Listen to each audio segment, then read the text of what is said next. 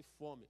Se ele está passando fome, é luta, é prova de Deus na vida dele, ele tem que aprender, ele tem que orar mais, ele tem que dar o dízimo, não é? Ele é um preguiçoso, ele é um malandro, mas o ímpio lá fora, que talvez não esteja tão interessado nas verdades espirituais que nós queremos levar, esse muitas vezes é objeto de quase que 100% das nossas ações sociais. E eu fico muito tranquilo para trazer essa autocrítica aqui, porque isso começa na minha vida também. Então, esse congresso é, de alguma forma, um despertar de Deus para a minha vida, para a nossa liderança, para a ação social que está sendo feita dentro das nossas igrejas. Não podemos nos alegrar e nos satisfazer enquanto dentro das nossas igrejas existirem pessoas carentes e necessitadas. Pessoas que naquele dia talvez só tiveram uma refeição. Pessoas que naquele dia provavelmente tiveram uma única escolha para escolher um vestido ou uma roupa. Não é verdade? E nós muitas vezes perdemos minutos e até talvez horas preocupados com que roupa nós vamos à casa do Senhor. Não que isso não seja importante, mas há esse lado daqueles que realmente rapidamente se aprontam e vão à igreja e chegam logo primeiro, porque a escolha é muito simples, né? Só tem aquele vestido, ou só tem aquele sapato, ou só tem aquele penteado de cabelo para fazer, ou só tem, enfim, isso tem sido uma coisa que tem me incomodado muito, e eu creio, me parece que é o Espírito Santo de Deus falando às nossas igrejas, amém? Então eu quero trazer esta palavra para vocês já. Vocês que vêm a esse congresso, nós vamos estar reunidos com os secretários regionais, vamos procurar estabelecer plano, ação, de forma a desenvolver a ação social dentro das nossas igrejas. Porque isso é uma coisa que eu acho que alguém está clamando, e eu tenho certeza de que Deus está ouvindo, e eu tenho mais certeza ainda que o Espírito de Deus está falando aqui a mim e a você. Amém? Eu tenho certeza disso. Queridos, nós temos, nos últimos anos, eu estava ali sentado e me recordava já que desde da última atualização teológica, desde quando eu trouxe na época um vídeo falando sobre problemas que estavam relacionados à família brasileira, eu acredito que isso já fazem 3 anos aproximadamente, a gente vem numa luta incansável, uma luta difícil de ser travada, uma luta que, confesso, muitas vezes me leva a refletir, né? Uma luta que, confesso, muitas vezes me leva até desistir de continuar, né?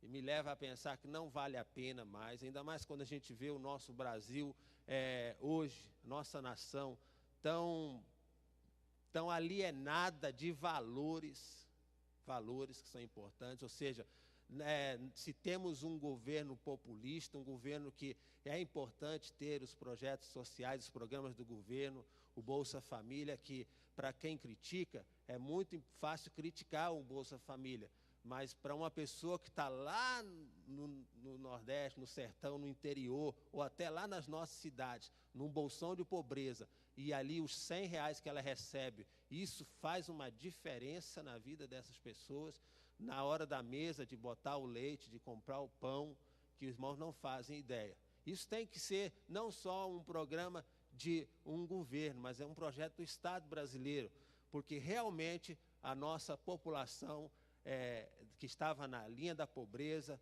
ela tem diminuído, e ela tem realmente se transformado de pobres para devedores, porque é isso que nós temos hoje em dia, não é? Então quando ele começa a galgar, a ganhar um pouquinho mais, lá vem um cartãozinho de crédito de R$300, de R$200, né? As Casas Bahia oferecendo 24 vezes para pagar, 36 vezes, e aí ele sai de uma situação de pobreza, né?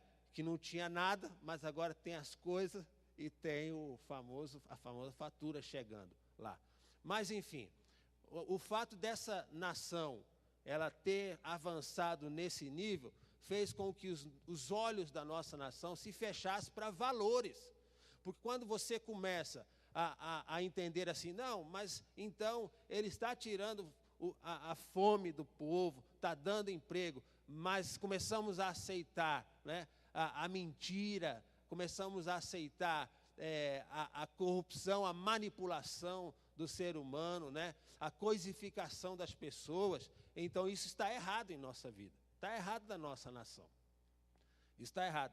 E isso, quando nós olhamos para esse cenário político brasileiro, então aí você sente uma angústia no seu coração, mas não podemos desistir, amém?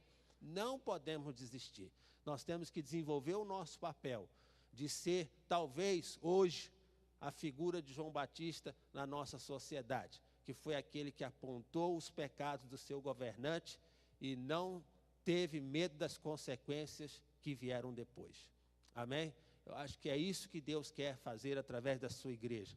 E eu digo aos irmãos com certeza, eu já parei de orar pelo Brasil como orava antes. Hoje eu tenho orado mais pela igreja do Brasil. A igreja está precisando de oração. A igreja está precisando de clamor. As nossas igrejas, a igreja brasileira, a igreja evangélica, está precisando de oração. Porque ela não tem cumprido esse papel como Jesus. Ela tem muitas vezes se alegrado com os milhares reunidos num canto, mas tem esquecido que a fundamental missão dela é de ir por todas as partes e como sal e como luz cumprir o seu papel. Amém? Eu quero trazer alguns vídeos para vocês já estão talvez acostumados a outros vídeos, e nessa manhã eu não sei se tem criança aqui, tem criança? Se tiver criança, então é importantíssimo que saia, porque tem vídeos aqui que são bem constrangedores, mas por ser constrangedor eu acho que choca mais, e aí eu acho que isso mexe mais conosco, porque aquilo que a gente não vê, o coração não sente, e aí nós não nos motivamos a fazer a mudança.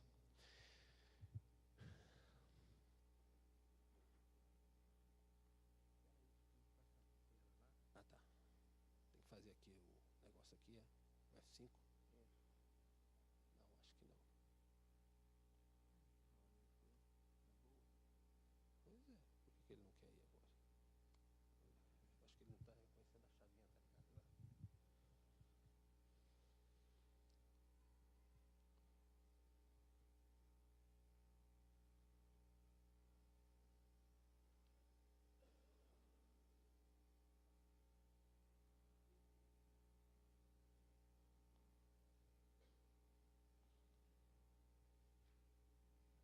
Piscou lá. Deixa eu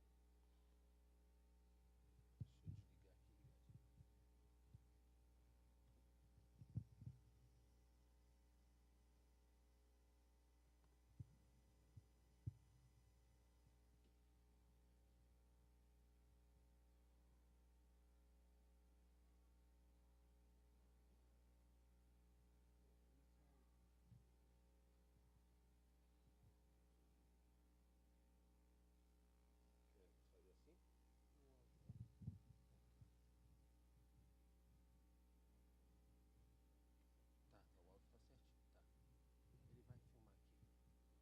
Tá, o áudio está certinho, tá. Ele vai filmar aqui. Ele vai filmar e jogar lá. É? Demora. Netbook, né? Vai demorar. Vai. Vamos fazer aqui mesmo.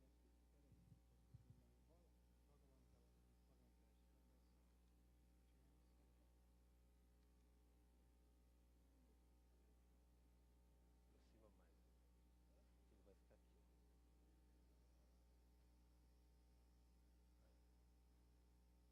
Nós vamos fazer assim para não precisar reiniciar isso aqui agora. E o Windows é assim mesmo, né? Ainda bem que a Microsoft não faz carro, não é isso? Senão, se bem que os carros hoje em dia, eles param de uma hora para outra, sem a gente saber. Vamos lá. Eu quero me dirigir a você hoje para abordar um tema que é um dos mais difíceis de ser abordado por um pai, que é o problema da pedofilia no estado de Rondônia, no Brasil.